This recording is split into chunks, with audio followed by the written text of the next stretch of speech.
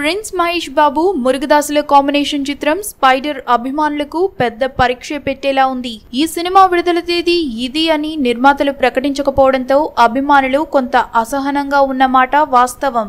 ఈ cinema first look poster విడుదల సమయంలోనే బయటపడింది. సినిమాకు దగ్గరగా 2 ఏళ్ల పాటు గ్యాప్ రావడం ఏ హీరోకైనా అంత శ్రేయస్కరం కాదని సినీ పండితులు కూడా చెప్తున్నారు.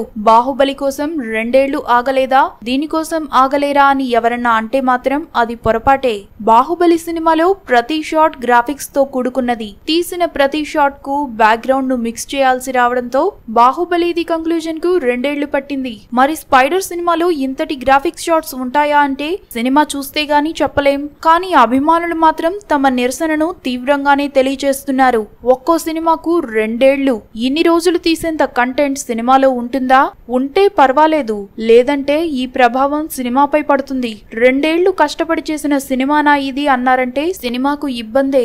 గతంలో విడుదలైన బ్రహ్మోత్సవం నిరాశపరిచిన మంచి కాంబినేషన్ సినిమా వస్తుందిలే అనుకున్నారు అభిమానులు. ఈ విడుదల జాప్యంతో నిరాశకు గురవుతున్నారు. మురుగదాస్ సినిమా అంటే కంటెంట్ ఉంటుంది కాబట్టి అభిమానులు ఇన్ని రోజులు ఎదురు చూశారు. మరో 3 నెలలు ఆగలేరా? ఆగస్ట్ లేదా సెప్టెంబర్ లో వస్తుందంటున్నారు కదా. ఇకపై మహేష్ బాబు పక్కా ప్లానింగ్ లో ఉంటాడని కోరుకుందాం.